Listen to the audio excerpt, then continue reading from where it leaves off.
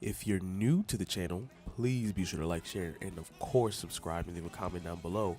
And also check out our partners, Nerds in the Hood, down in the description. And I hope to see you later on. Peace out.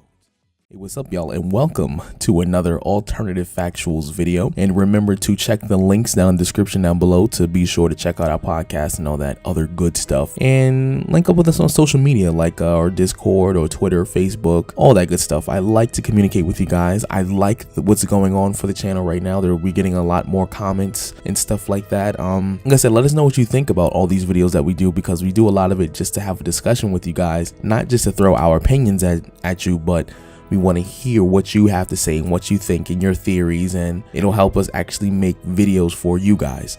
But without further ado, let's do something a little different than what we usually would do for this channel.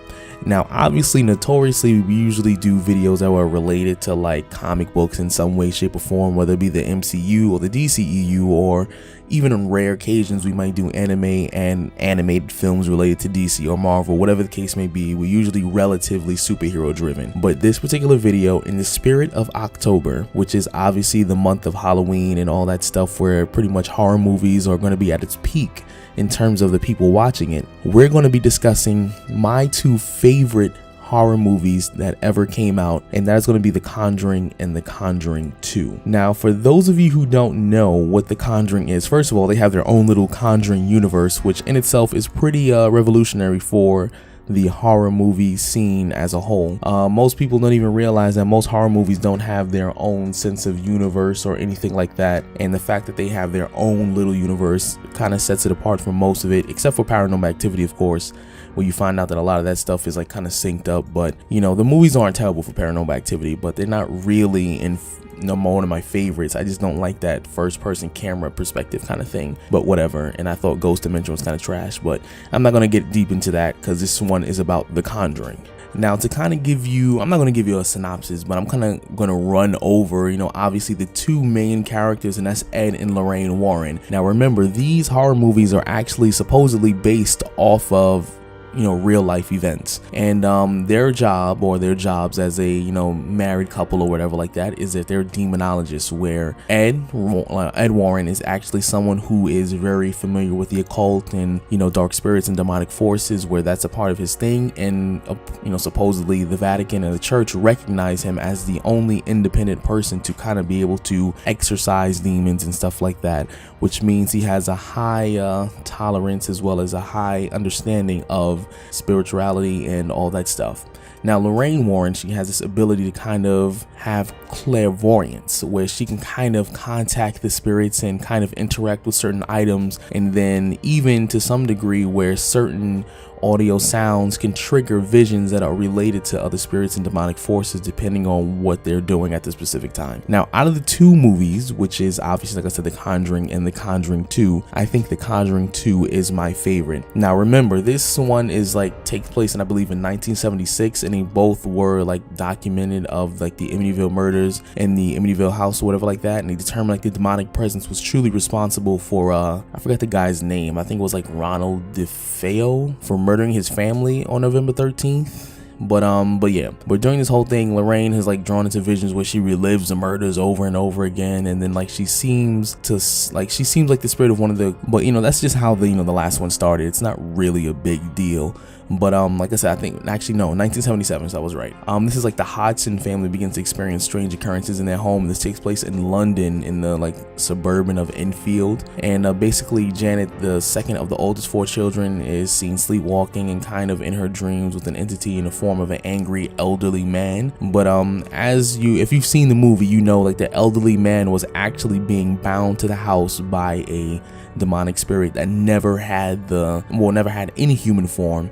And at the end of the movie, you found out the name of the demon was called Valak, and it was type beast the way she did it too. Like, she realized that her visions actually gave her the name before they actually started doing any form of the exorcism, way when she was back home. And that's kind of how it kind of spun off into that whole thing with the nun. And that nun was kind of creepy in The Conjuring too. Like I remember watching that. Shoot, I'm about to watch it like probably right now as soon as I finish recording this.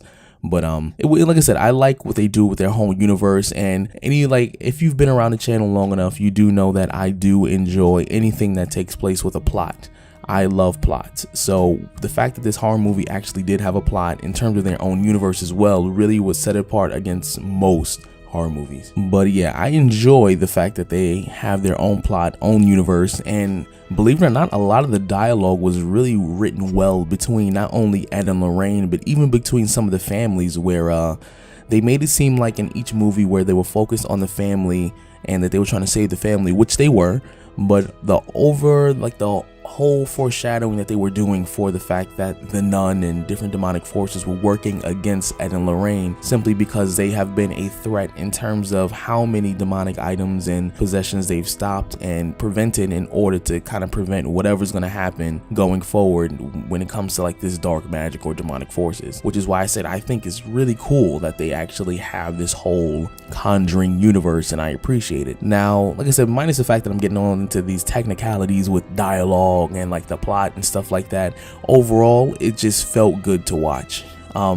It wasn't like one of those cheap jump scare movies where like, oh my god, something's creeping around the corner, then boom, something comes out. Like, no, it was one of those things where like they tell a story for I'll say approximately about like 30 minutes where you're actually getting to know each of the characters, the families, and you're more nervous about the film, where it's not necessarily a jump scare for most of it, but a lot of it is just like, it's creepy. It's like it makes you feel uncomfortable, especially if you're someone like me, where if like I was born and raised in church.